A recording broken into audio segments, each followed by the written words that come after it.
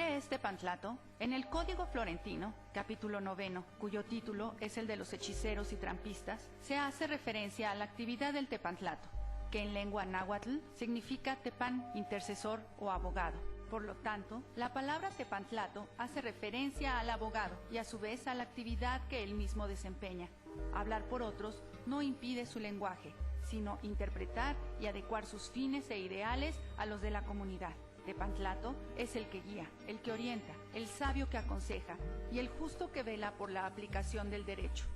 Nuestra revista Tepantlato cumple ya 18 años de editarse y distribuirse de manera gratuita, difundiendo la cultura jurídica en los más altos sectores de nuestro país. Por mencionar algunos de los más importantes: Presidencia de la República, gobernadores de los estados, cámaras de diputados y senadores, ministros de la Suprema Corte de Justicia de la Nación, Tribunales Supremos de los Estados, Procuraduría General de la República y Procuradores de los Estados, y muchos más organismos públicos y privados de alto nivel relacionados con el medio jurídico de nuestro país. Hola, buenas noches. Como todos los miércoles, hoy nos encontramos muy contentos porque nos acompaña una personalidad, Patricia Calvo. Este programa de está siendo realizado gracias a Tepantlato en Vivo y al Instituto de Ciencias Jurídicas de la FES Aragón. Yo soy Reina Zapata y soy la presidenta de la Asociación de Exalumnos de la Escuela Nacional de Artes Plásticas de la UNAM. Me voy a permitir leerles a ustedes el currículum de Patricia Calvo para que se den cuenta de la extraordinaria artista que tenemos aquí con nosotros esta noche, que por cierto viene de Beijing. A ver, Patricia Calvo es artista visual y nació en la Ciudad de México en 1974. Realizó sus estudios de licenciatura en Bellas Artes en la Accademia di Belle Arti di Brera, Milán. Llevó a cabo una maestría en caligrafía antigua y grabado en el Central Institute of Fine Arts, Beijing. Ha desarrollado su carrera artística en Brasil, Italia, Estados Unidos y China, país donde radica desde hace 10 años. Su obra ha estado expuesta en distintos países como il Castello San Angelo, Nápoles, Galería Berlot, French, Milán, Centro Cultural Recoleta, Buenos Aires, Bell Artes, Buenos Aires, Fan Gallery, Beijing, Xidan Library, Beijing, Qingdao, Beijing, Centro Eugenio Montale, Sao Paulo, entre otros. Patricia Calvo realiza su obra fotográfica más reciente acerca de la transformación urbanística y social de la ciudad de Beijing. La artista documenta fenómenos de transformación social como la demolición y reconstrucción de barrios enteros, la aparición de una población flotante, pendiente de reubicación, la alta densidad y discordancia de símbolos proyectadas sobre un espacio urbano saturado, la proyección de futuras ciudades, gentes pendientes de un desplazamiento, de una asignación, recortados contra el paisaje que nunca llega a estructurarse del todo. El proyecto fotográfico de Patricia Calvo invita a una reflexión radical sobre las condiciones sociales, estéticas y de habilidad de la megalópolis.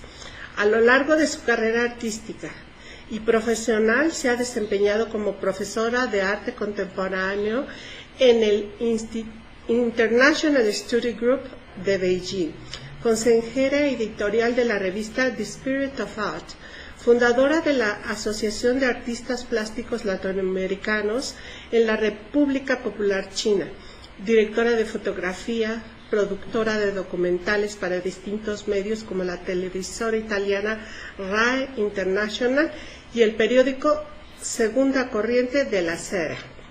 Pues bienvenida, Patricia Calvo. Está impresionante todo lo que haces, de veras, y orgullosamente mexicana. Claro que sí. Patricia, toma el micrófono, es tuyo, y vamos a empezar este programa con el tema de esta noche, que es la vida y obra que tienes en Beijing, hablándonos sobre la urbanística y todo que es tu tema más importante. Claro, bueno, yo llegué principalmente, como usted había dicho, hace un poco más de 10 años en Pekín, entonces llegué a estudiar y de ahí finalmente vi que era una situación muy interesante y decidí documentar fotográficamente, filmando y pictóricamente la transformación social, ¿no? Entonces fui muy afortunada porque llegué en un momento político, social, económico, una apertura al mundo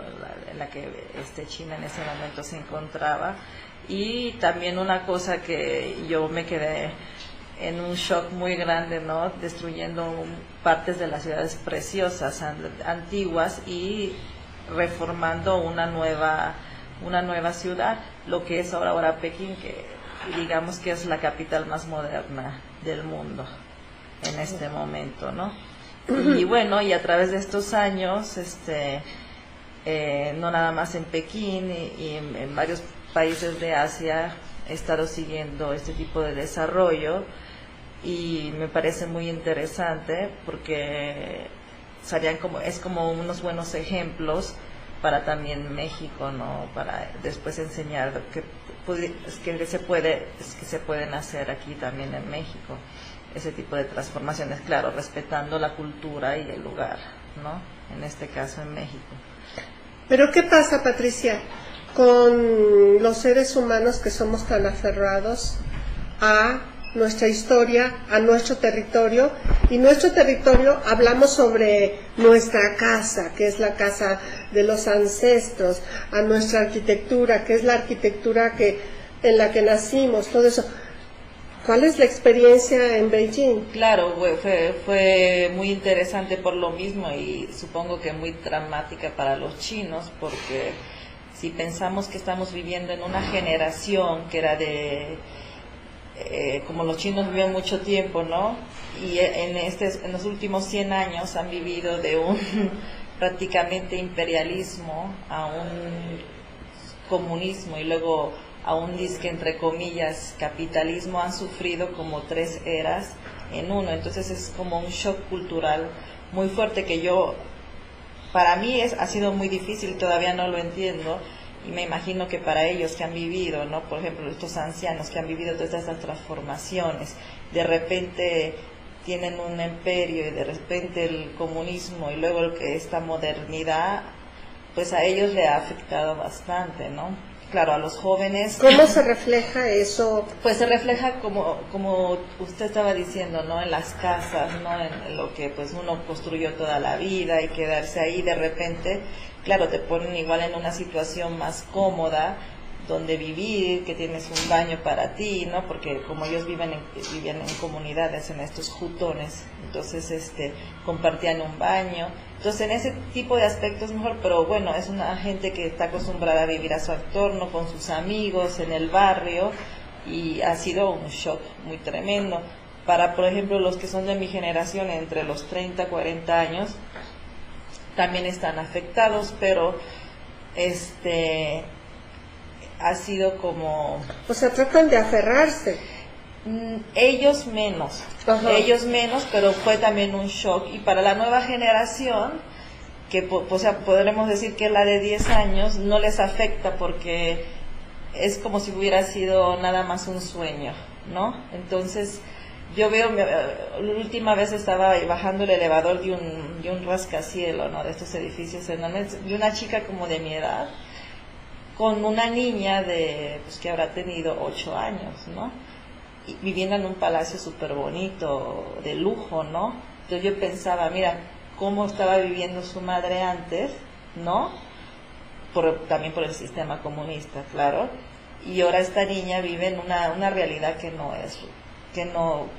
se imagina ni lo que vivía. Lo anterior. Porque ahora ya los abuelos viven en otra realidad también, que es la de ella.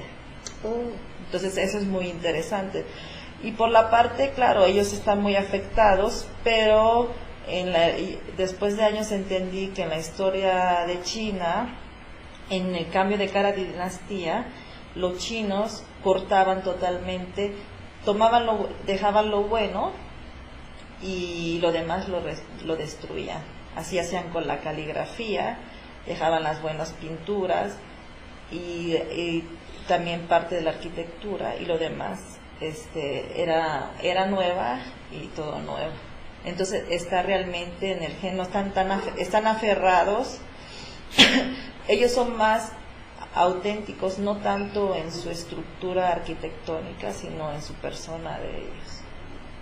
A ver, ahora háblanos de su persona de ellos. Bueno, es muy difícil porque a pesar de todo este tiempo, pues más estoy ahí, menos los entiendo, ¿no? Es una población muy, muy complicada, ¿no? Pero por lo mismo que no han tenido tanta mezcla, claro, se han mezclado con sus vecinos, pueden ser mongoles, antes japoneses y todo, pero realmente la raza Han, la raza china, es una raza pura. Entonces se mantienen ellos como su esencia, entonces se mezclan nada más entre ellos. Entonces son personas con mucho orgullo, talentosas, trabajadoras, y bueno, como todos tienen defectos, ¿no? Claro, pero esa es una de sus mayores virtudes, ¿no?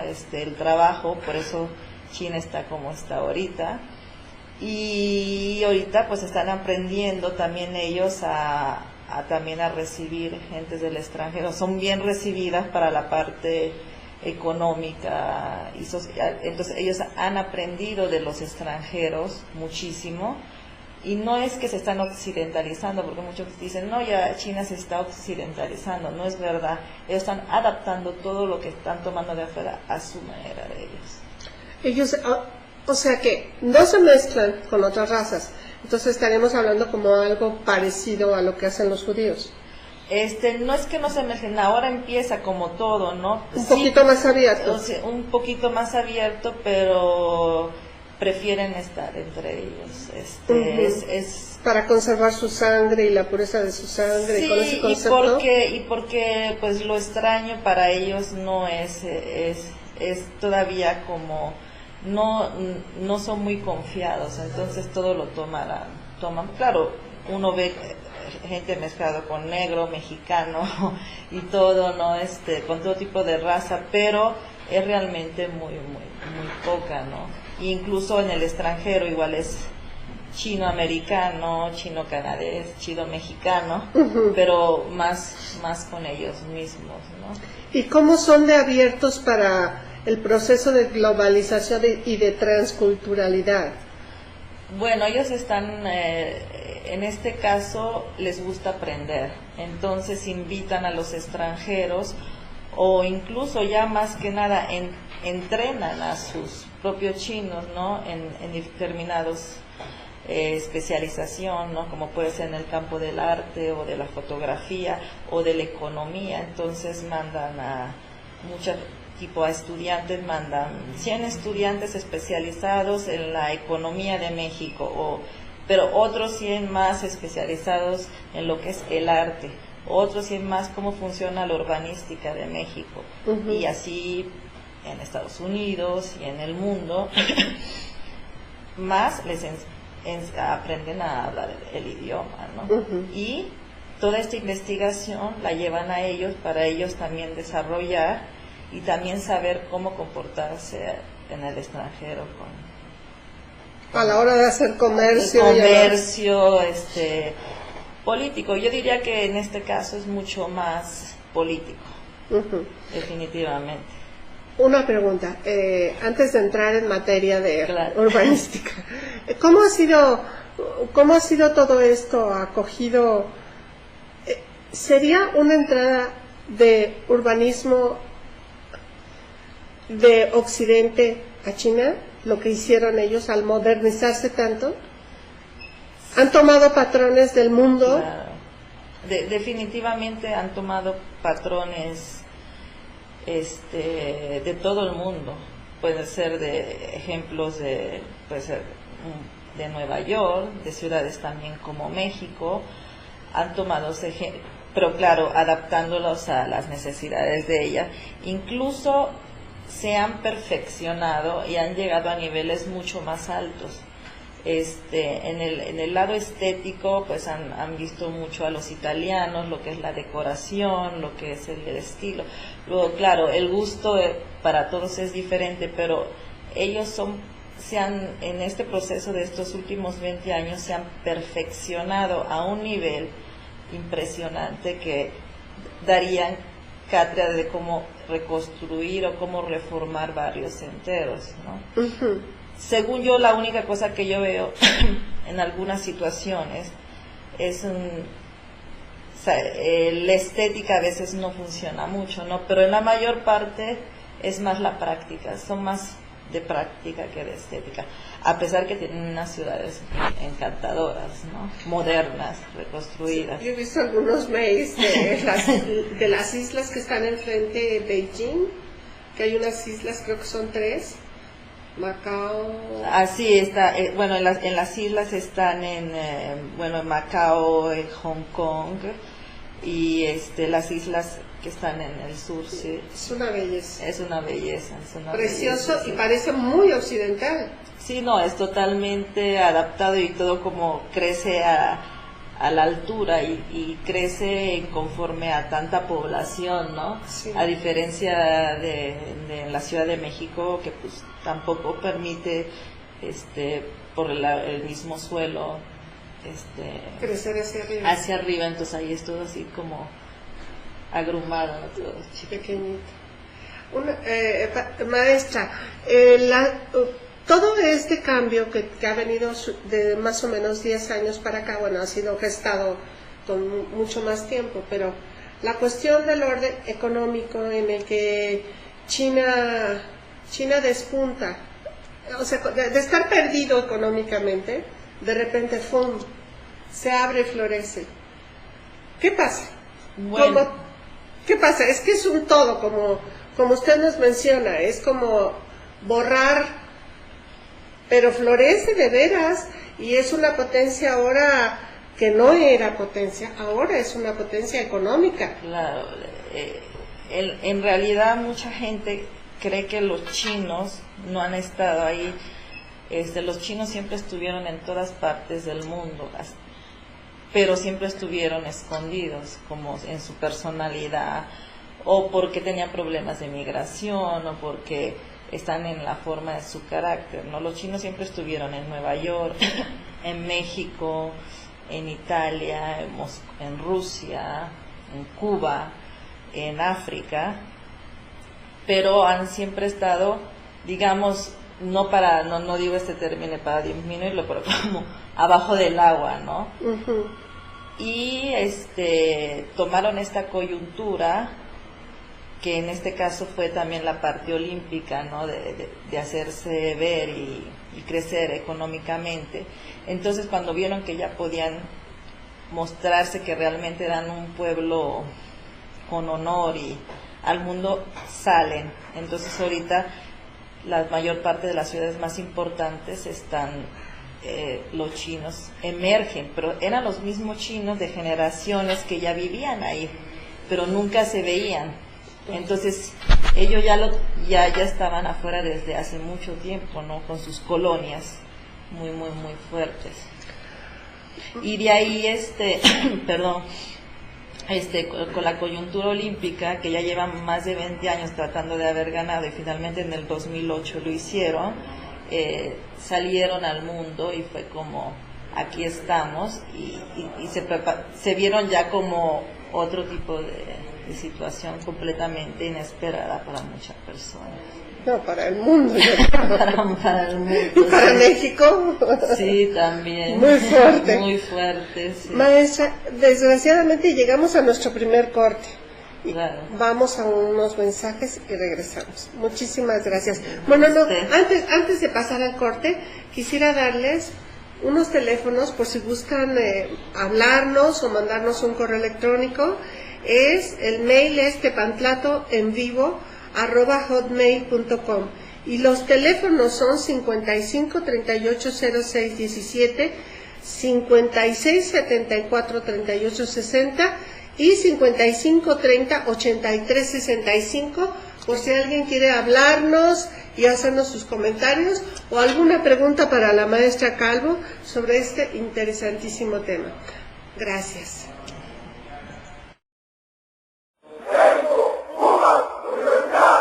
Regresemos. El Instituto de Ciencias Jurídicas de Estudios Superiores te invita a la licenciatura en Contaduría, licenciatura en Derecho, con horarios flexibles, profesores especializados, preparación de calidad, opciones de titulación, educación integral en planes semestrales y actualización constante de contenidos. Servimos a través de la competitividad académica y nos apoyamos en nuestra capacidad de innovación, logrando en nuestros alumnos un verdadero espíritu humanista y de función social, desarrollando la inteligencia y la capacidad creadora. Un abogado colegiado es un abogado calificado. Pregunta por nuestras becas hasta de un 50% de descuento. Estudios con reconocimiento oficial de la SEP. Visítanos en Avenida Baja California, número 157, Colonia Roma Sur, Delegación Cuauhtémoc, código postal 06760, en la Ciudad de México o contáctanos en www.insiges.com.mx o a los teléfonos 5564-8373 y 5564-8661 o escríbenos a nuestro mail insiges@yahoo.com.mx. Para los retos de hoy, una educación integral. Te esperamos. 23 años de experiencia nos respaldan.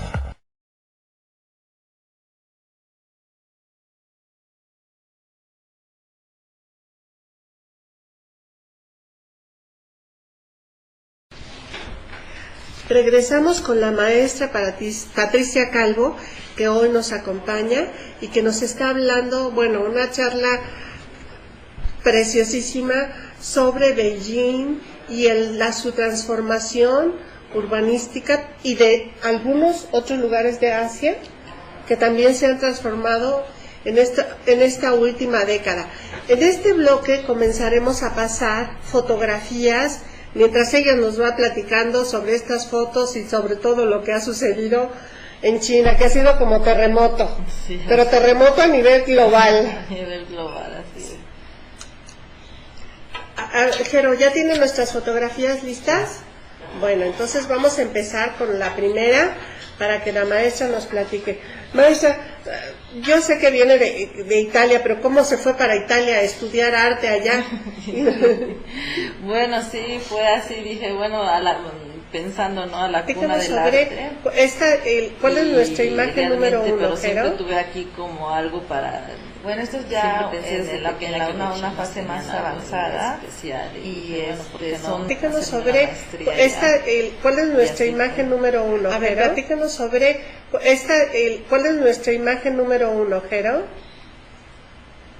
Bueno, esto es ya una fase más avanzada y son, como le diría yo, serían como los la gente del campo que se sube, ¿no?, así en su misma estructura, vestidos como están del campo, a limpiar rascacielos ¡Ay, no! Sí, sin ninguna cobertura total. Díganos sobre ¿cuál es nuestra imagen número 1, campesinos de los cielos, ¿no? Bueno, esto es ya una fase más avanzada. Con no tienen miedo.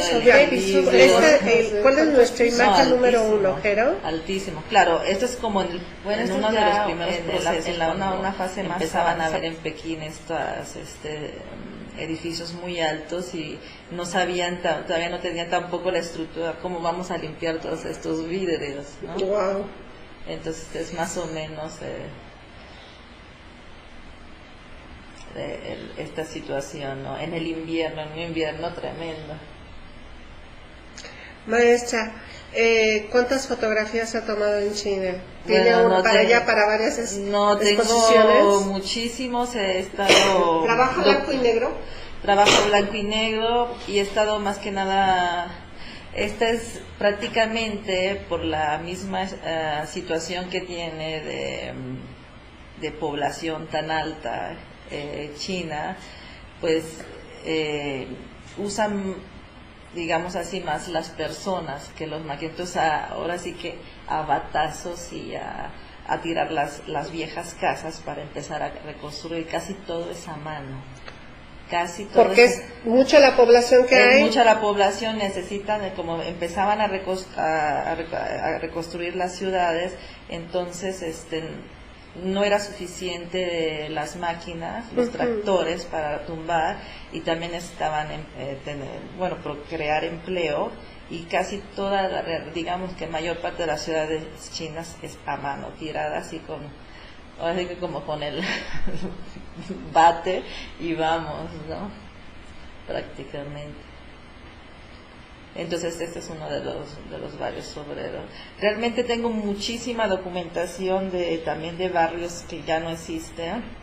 Esa es una parte, no están aquí jugando a billar en un jutón, en una de estas barrios que así se dice. ¿Qué es un jutón? Sería en un jutón es como una vecindad. Es como una vecindad que estaba construida por el régimen comunista y también imperialista a la época, y es un método de control, ¿no? Donde tienes nada más un baño, donde todo el mundo se ve cada uno, y donde digamos que el chisme está al orden del día para poderse controlar, porque pues si pensamos que son tantos millones de personajes en China, era uno de los... Entonces es el mejor método de control. Entonces ahí se ve que están tirando el jutón, que está construyéndose unos edificios altísimos atrás del jutón, que también los edificios grandes están hechos a forma de jutón. ¿También? Sí, en un cierto modo sí, porque estructuralmente es para controlar a la gente, que en un cierto modo está bien y no, porque por lo mismo la privacidad y todo, pero en este caso ya tienen mucha más privacidad, tienen su baño interno, tienen sus casas internas, o sea, tienen un hogar práctico. ¿Y cómo es controlar? Perdón. Controlar porque es como está estructurada arquitectónicamente el edificio, las salidas, las entradas, a pesar que sean altos, ¿no? Entonces es muy interesante el método de control, que yo supongo que algunas ciudades, inclusive como lo que está pasando en el norte de México, tomar algunos ejemplos de arquitectura de ese tipo también, para que no pasen este tipo de cosas de criminalidad y todo, puede ser muy conveniente, ¿no? Pues pueden ser ejemplos muy importantes. ¿Como el norte de México, cómo? Como Juárez o todo este tipo, o sea, métodos de control, métodos de urbanística, métodos de cómo llegan las personas de autobús, o sea, es por una estructura. Entonces las ciudades chinas modernas se han reconstruido en este modo, ¿no? Porque es el método de control mejor. Han pensado realmente, claro, al principio no lo tenía muy claro, sí, pero yo creo que a través del tiempo, en estos últimos años, especializándose en esto, es un método de control, o sea, cómo los chinos pueden controlar a tantos chinos, ¿no? Sí. Entonces, la arquitectura es fundamental. Y supongo que es un buen ejemplo para seguir en otros países. Y claro, como puede ser en este caso México. ¿Esa fotografía de qué nos habla, maestra? Bueno, aquí están, son varios, normalmente en las últimas construcciones de los últimos años ya no querían ver que estaban construye porque no se veía fin de estas construcciones, entonces ponían espectaculares alrededor de los edificios mientras construían adentro, ¿no? Para que no fastidiara. Entonces nomás iban pasando los obreros, ¿no? Entonces son fotos irónicas de una señorita que va llevando su despensa, ¿no? Porque ahí adentro de ese nuevo condominio va a haber mall y pasa el obrero y más o menos es esto, ¿no? Entonces estaba toda la ciudad llena de espectaculares impresionantes, enormes, altísimos, mientras va creciendo y sin hacer ver el edificio, va creciendo, se van haciendo los espectaculares. Una pregunta, el maestra Calvo, por estas clases de construcciones, ¿es ahora China y por ende Beijing una ciudad muy segura para vivir? Bueno, no como, quiero decir, no como extranjero, ¿verdad? Porque, sino, si yo soy china y es mucho más segura la ciudad por su sistema urbanístico ahora, claro, que lo que era en el pasado. Creo que en el pasado era igual de segura, pero bueno, lo hablo ahora sí como digamos, como dirían los chinos de la UAE, de extranjera, ¿no? A mí, yo no veo realmente mucho la realidad por más que me haya metido, ¿no? Pero puede ir tranquilamente un chino, un extranjero, en la noche, 4 de la mañana, y no pasa nada. Ajá. En las ciudades. Es un sistema comunista, como en Cuba, pasan, o socialista, como pasan los suecos, también tienen el mismo sistema. Entonces es de control. Claro, todo eso tiene un precio, ¿no? Y pues los métodos de control son tienen un precio en cualquier país, ¿no? Y en China pues están muy altos los métodos de control. Son fuertes. Son muy fuertes. Pero es que las leyes son muy fuertes, y entonces también depende. Y entonces pues las estructuras también están muy bien pensadas, y siempre fueron pensadas desde la época de los emperadores. Y también como lo que yo me estoy especializando, investigaciones más sobre las ciudades en Asia, y trato de ir en todo el mundo, pero en este caso son muy buen ejemplo. A veces estéticamente no pueden funcionar, entonces también hay que adaptarse a la situación en el país donde se encuentran, pero hay muy buenos ejemplos que se pueden adaptar incluso en México. Claro. Esta fotografía, maestra, es más o menos los mismos, ¿no? Los trabajadores que van alrededor de estos edificios, pero que están atrás de espectaculares. Hay una serie de 6 que es más o menos la misma, y son estos trabajadores. Por ejemplo, parece de mentira porque están los ladrillos de construcción, y atrás son cielos, son espectaculares de cielos así alrededor de los edificios, ¿no? Claro. ¿Qué más tenemos? Podemos platicar acerca, ¿por qué no nos platica, maestra, de cuánta libertad existe para que usted haga su trabajo para filmar y todo eso? Hay una apertura absoluta en el arte. Realmente no. Como mexicana, ¿qué pasa? Bueno, cuando yo llegué hace casi 12 años, no realmente. Para mí un poco más porque yo era extranjera. Ahora, si lo vemos como para la prensa, para los periodistas, incluso conozco periodistas de todo el mundo, fotógrafos, dicen que no hay lugar más complicado que fotografiar China, no porque el mismo sistema te prohíbe porque no quieres que fotografies eso. Incluso es gente que ha estado en Irak, en Palestina, en Israel, en situaciones mucho más complicadas, entre comillas, ha tenido mucho más dificultad fotografiar a China por las limitanzas la fuerza del poder que tienen militar y política que tiene China, ¿no?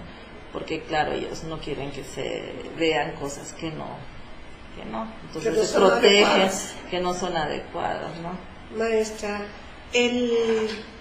vamos a ir a un mensaje, pero para cuando regresemos del mensaje yo quiero preguntarle acerca del impacto. La cámara en sí es agresiva para un ser humano, no es como bienvenida, causa sorpresa, claro, en principio. Sí. O sea, hay un impacto psicológico de una cámara.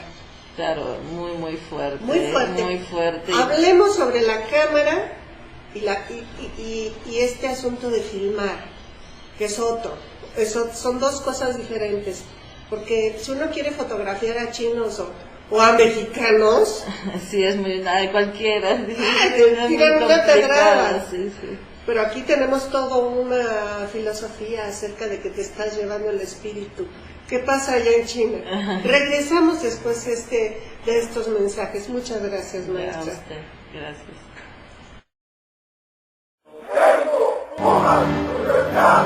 Regresamos.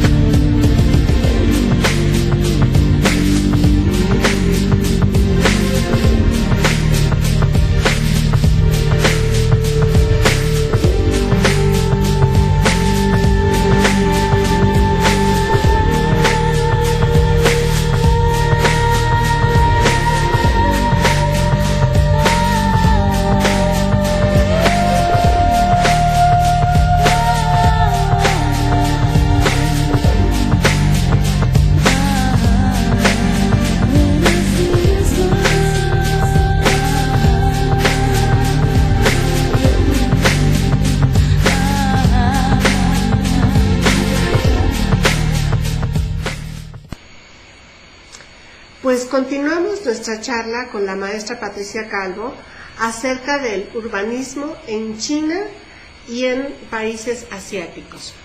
Continuamos, nos quedamos en la pregunta de el impacto de la cámara de fotografía, claro. Y el impacto, es un impacto psicológico que no es privativo de México. No, bueno, es un poco de todo el mundo. Entonces lo ideal es llegar a un lugar en el cual se interesa uno y platicar, socializar con la gente hasta que llegue uno a ser parte de ellos, ¿no? De su medio.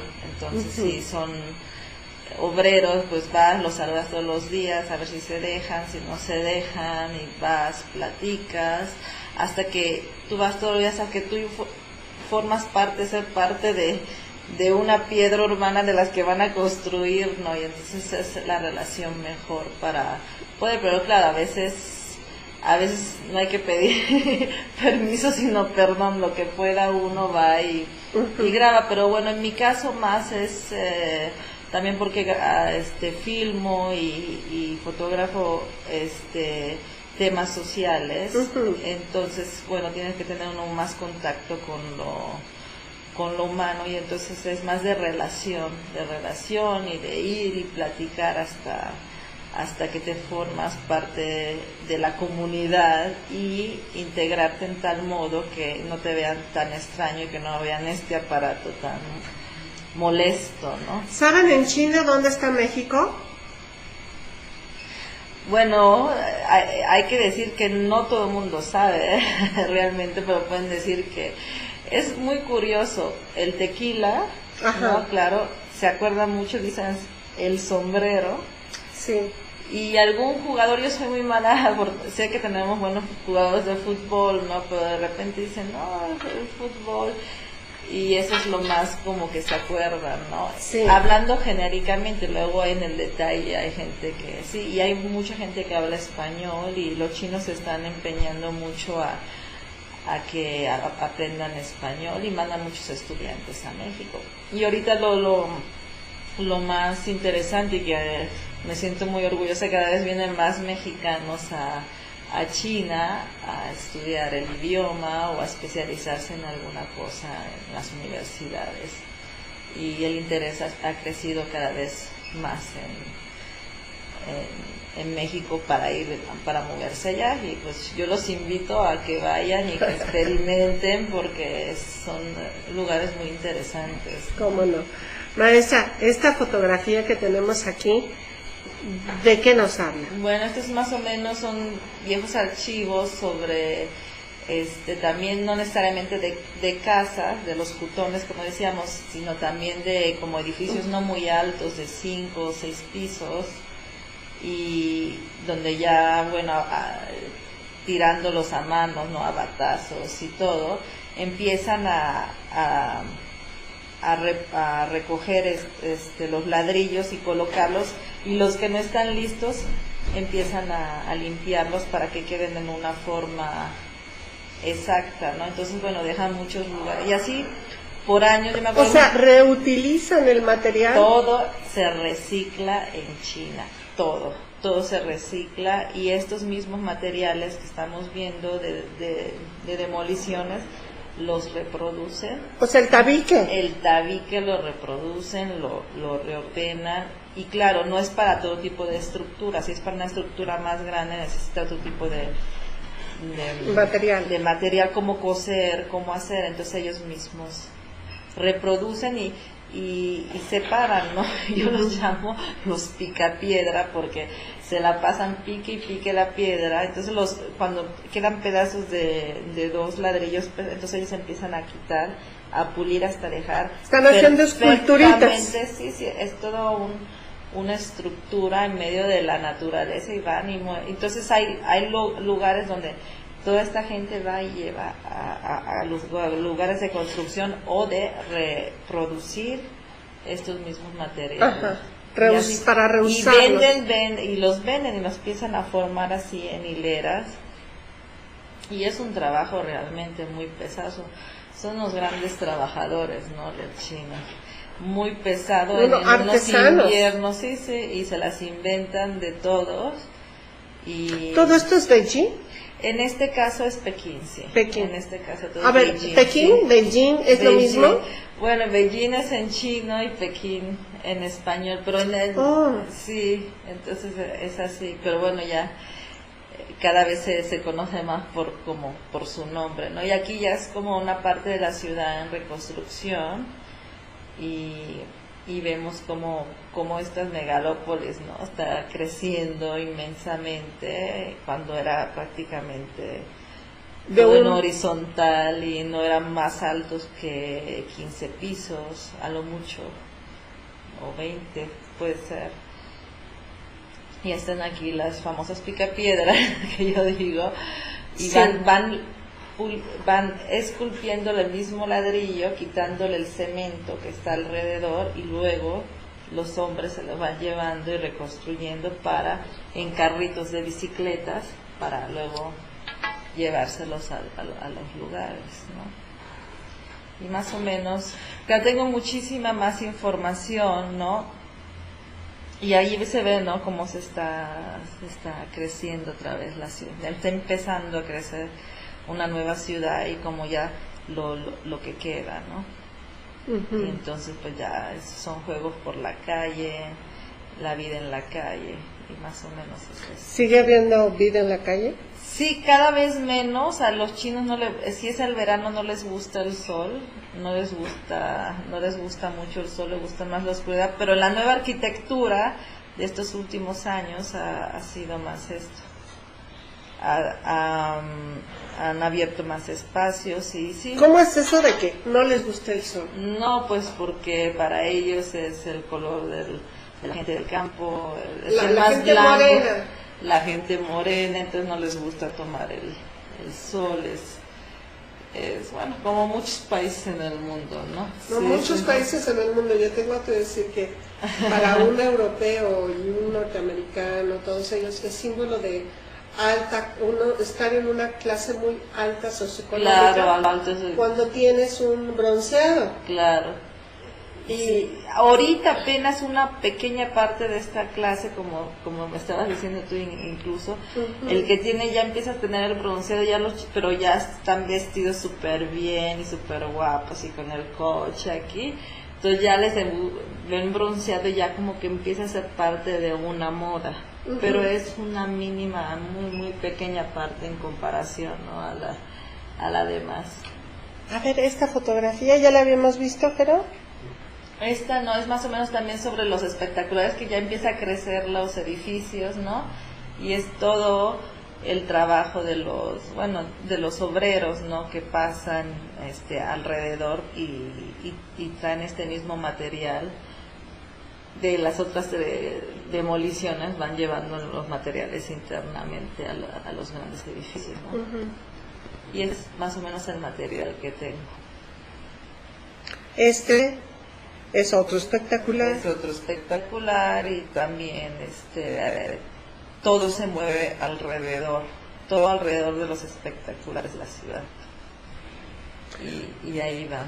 Maestra, háblenos un poco acerca de la contaminación en China. Bueno, claro, en China y en toda, o sea que en Pekín y en toda China está impresionante, porque por la misma, cuando yo llegué a Pekín en el 98 había 5,000 construcciones nada más en la ciudad de Pekín. O sea, parecía que era como Beirut después de la guerra, ¿no? Un rollo así. Entonces, imagínese todo el movimiento, también la calefacción invernal era de carbón, ahorita ya no es así. Y entonces todos estos polvos y toda esa energía que se mueve, y como los edificios son muy altos, hacían hoyos súper profundos, entonces era todo un polvo tras polvo, y casi no llueve tras polvo, y casi no llueve en China.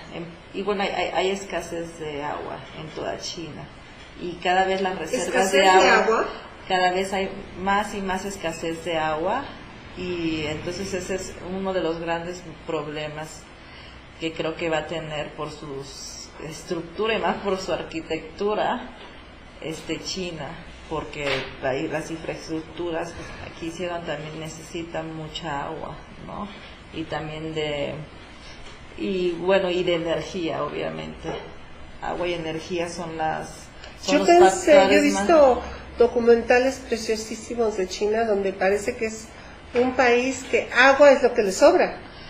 Bueno, claro. Terrazas, las terrazas de cultivo, los ríos, Sí, incluso sí, por eso hicieron esta abertura de las 3 gargantas, han abierto estos canales para tener más energía y fluidez, pero si uno se fija en el mapa de China, casi todo está más a la este, o sea, cerca del mar, porque lo demás es desierto. Entonces el desierto se anda ya comiendo ciudades. Entonces es muy interesante, ¿no? También, pero también muy, muy complicado, porque a pesar que en el sur llueve mucho y hay flujos de agua, pero si pensamos a los millones de chinos que hay, a las millones de fábricas que hay, a todo lo que tienen que invertir de agua, es demasiado. Entonces en la ciudad creo que es el fenómeno más grave. Agua. Entonces nos hermana un problema con Pekín. Con Pekín. El problema del agua. Que lo resuelvan pronto para que nos digan cómo. Claro, tienen sus reservas, ¿no? Como cada país, ¿no? Y con la energía, bueno, ese es un factor, pero ellos están invirtiendo en energía y en estructura también de alimentación y todo. Su mayor inversión ahora es en África, mientras otros países siempre colocaron África atrás, o el mismo Estados Unidos, y no hay apoyo. Ellos están invirtiendo en sus minerales, en sus riquezas, reservas naturales. Los chinos en Asia ya llevan tiempo, y ahorita es el fuerte para ellos. Ahí es donde van a sacar sus reservas. Bueno, ¿de agua? ¿De agua? De agua y un poco de energía.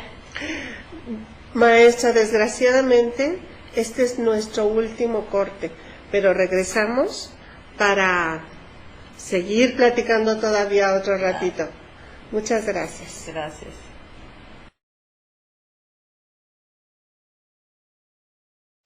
Anticiparse es cuidarse. La influenza es una enfermedad respiratoria contagiosa en todas las edades. Para prevenirla, lávate las manos con frecuencia. Cubre tu boca al toser o estornudar con un pañuelo o el ángulo del codo. Coloca los pañuelos en bolsas de plástico cerradas y deposítalas en la basura. Si tienes fiebre, dolores musculares y de cabeza, te arde la garganta y tienes tos, acude de inmediato a tu unidad de salud más cercana.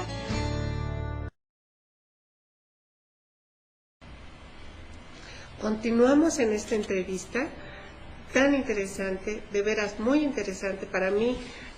Cada programa aprendo, pero por favor me deja con la boca abierta porque estamos hablando de China, de Pekín, y ahora ya sé cuál es la diferencia de Beijing y Pekín. Entonces aquí yo siempre soy la alumna. Ahora vamos a preguntarle a la maestra Patricia Calvo acerca de sus experiencias sobre el mismo tema urbanístico en Asia, en otros países de Asia. Adelante, maestra. Claro, bueno, en China se ha como decíamos, ha sido un poco más por la apertura y porque son unas personas muy capaces, como muchas personas en el mundo, ¿no? Pero tienen una política comunista, las cuales han ayudado muchísimo, ¿no? Pero al crecimiento. De otra parte, podemos decir que no tienen tanta problema en el sentido, no porque la religión sea un problema, pero ellos son Hans, ¿no? Son chinos, se consideran chinos, no es como una religión, es como si uno dijera, yo soy mexicano, ¿no? A diferencia del India, ¿no? Donde también el desarrollo ahorita es indudablemente muy grande también en la India, pero con las diferencias religiosas ha sido un poquito más complicado en un tipo de reconstrucción de la urbanística. Es como, ¿no?, un frenito. Es como un frenito, digamos así, pero ellos, claro, tienen otro tipo de cosas muy interesantes, incluso mucho más interesantes culturalmente en ciertas cosas, ¿no? Pero bueno, cada cosa en su campo. En el campo del India, sí, esto ha sido un poco un freno, pero cada vez están invirtiendo más, tienen una capacidad muy fuerte, hay un modo de diálogo más para los inversionistas extranjeros que quieren también invertir en bienes y raíces, en estructuras. También el idioma no es un freno, porque pues el inglés es una buena comunicación, ¿no? Entonces, pero son también muchos problemas de tipo social, de tipo cultural, ¿no? Como por ejemplo, ¿de qué países estaríamos hablando? Bueno, en este caso de la India, ¿no? En otros casos también de tipo, pero que se han desarrollado muchísimo, ha sido Tailandia, a un nivel de metrópolis, que me recuerda mucho la Ciudad de México, ¿no? Entonces, apenas está creciendo muchísimo en lo alto, pero tiene como más o menos esa estructura. Claro, Bangkok, en el caso de Bangkok, está cerca del mar y tiene un tipo de cultura parecida hasta en el modo de la comida, de la gente que vive en la calle, es más de calle, ¿no? Uh-huh. Y está organizada a una estructura para gente que vive, o sea, que es un mercado, como puede ser la Ciudad de México, ¿no? Ese puede ser un muy buen ejemplo, ¿no? Y esto ha cambiado muchísimo en estos últimos 10 años. Me acuerdo la primera vez estuve hace como 12 o 13 años. Y si uno va ahorita a Bangkok, es otra ciudad completamente, ¿no? Son ejemplos que realmente yo creo que México podría seguir, ¿no? Y tiene como una abertura y más o menos es el tipo mismo. Bueno, no es la misma cultura porque estamos hablando, México tiene su propia cultura, su propia historia, pero como planeación urbanística. Aquí había agua antes en la Ciudad de México, allá sigue habiendo agua, entonces han mantenido todo, o sea, hay un nivel, se mueven por ríos, por deltas y está muy interesante, ¿no? Otras ciudades, perdón, también como Phnom Penh, Camboya, Vietnam, Hanoi en Vietnam, han tenido un desarrollo súper interesante y que cada vez se adapta como son países más tropicales, se adaptan al ambiente de la calle. Entonces no es tanto al interno, sino al externo. Entonces esa estructura es muy interesante. Los puentes, las vías de comunicación, sin tener que bajarse a veces de cruzar la calle, ¿no? También es muy interesante porque no me tengo que subir y luego bajar para cruzar la avenida Tlalpa, ¿no? Te puedes, hay como unos cruces de puentes y que también cruzan o malls, departamentos o malls que van alrededor, y eso es un modo de dinámica también.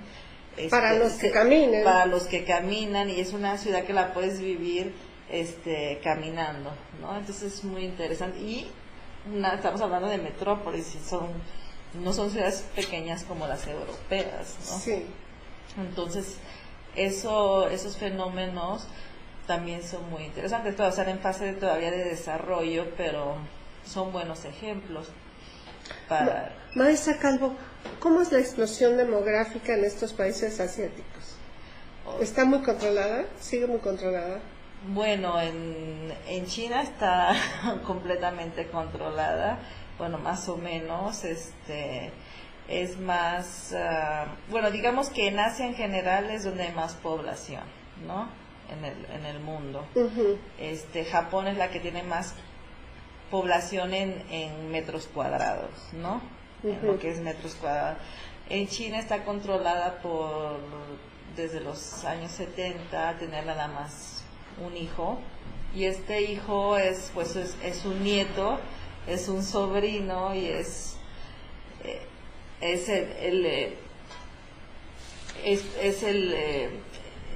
el mismo gobierno la ha impuesto porque la población cada vez es más y más, ¿no? Y bueno, en el caso de la India es un poco más difícil controlar por lo mismo de las religiones, pero ahí va más o menos, tratan de controlar. En otros países no requieren tanto. Sí, no está tan fuerte, ¿o sí? No, sí está. En China, en India han tratado de controlar, pero no se puede por lo mismo de sus religiones. Maestra, pues desgraciadamente estamos llegando al final de este muy interesante programa. Me encantaría que usted agregara algo que haya quedado ahí pendiente, algún mensaje que quiera mandar, algo con lo que quiera concluir, y vamos a dar paso a cerrar el programa. Claro que sí, le agradezco su invitación, y bueno, hay que agregar muchísimas cosas. Bueno, yo no es que sea una experta, soy una persona que ha vivido una experiencia ahí, que claro, está haciendo unos estudios, ¿no? Yo creo que el buen ejemplo de Asia que podíamos ser en este caso urbanístico, ¿no? Es seguir a ciertos métodos y bueno, ir allá a aprender, arquitectos o personas que están, ingenieros que pueden meter en este ambiente, artistas, urbanistas obviamente, y tratar no de hacer lo mismo, porque nosotros tenemos nuestra identidad y somos mexicanos, ¿no? Pero adaptándolo a lo que es las necesidades de las ciudades en México, en todo México. Bueno, busquen rápido, por favor, una solución a lo del agua. Ese es mi recado para allá. Claro. Por favor, para que nos las traigan para acá. Maestra, pues llegamos desgraciadamente a la conclusión de este programa. Muy contentos de haberla recibido, y a nombre de este programa Tepantlato, yo le voy a entregar un reconocimiento para que usted recuerde y tenga entre sus múltiples reconocimientos uno más de Tepantlato, México, de la visita a su país, que es México. Este programa trata de resaltar de una manera positiva lo que hermoso que tiene México, que son sus artistas, su creatividad, todo lo positivo, porque Desgraciadamente todo lo que tenemos hacia afuera de México y lo que nos dicen nuestros medios de comunicación es acerca de la violencia y de lo horrible que pasa. Pero también suceden cosas buenas, y también hay gente buena, y también hay jóvenes, y también hay gente que como usted tiene una labor muy grande, porque de todas maneras sigue siendo mexicana y nos representa por allá. Entonces, aquí nos centramos en la parte positiva de México, que es el arte y la cultura, en difundir el arte y la cultura. Muchísimas gracias. No, le agradezco a usted la invitación. A nombre de la revista Tepantlato, Difusión de la Cultura Jurídica, otorga el presente reconocimiento a la licenciada Patricia Calvo por su distinguida participación en el programa Tepantlato en Vivo, transmitido el día miércoles a las 19 horas en internet con el tema El urbanismo en China y países asiáticos. 3 de marzo de 2010.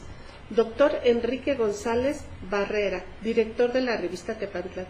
Y a mi nombre, mil gracias. Reciba por favor este reconocimiento. Muchísimas gracias. Al contrario, y para todos ustedes, cibernautas, quiero invitarlos para que el día jueves 4, permítanme encontrar, el día jueves 4 de marzo, que son los jueves jurídicos, nos acompañen con la licenciada Rosa Estela Gómez Huerta con el tema Humanismo y Educación. Esperemos que lo disfruten y que estén muy contentos mañana también con nosotros. Muchísimas gracias. A nombre de la revista Tepantlato, de la Asociación de Exalumnos, del mío propio, les recordamos que esta revista Tepantlato cumple 18 años en este 2010 difundiendo la cultura jurídica de manera gratuita a nombre de todos y cada uno de los que le hacen posible esta emisión. Le agradecemos su atención y que sean todos muy felices. Muchas gracias.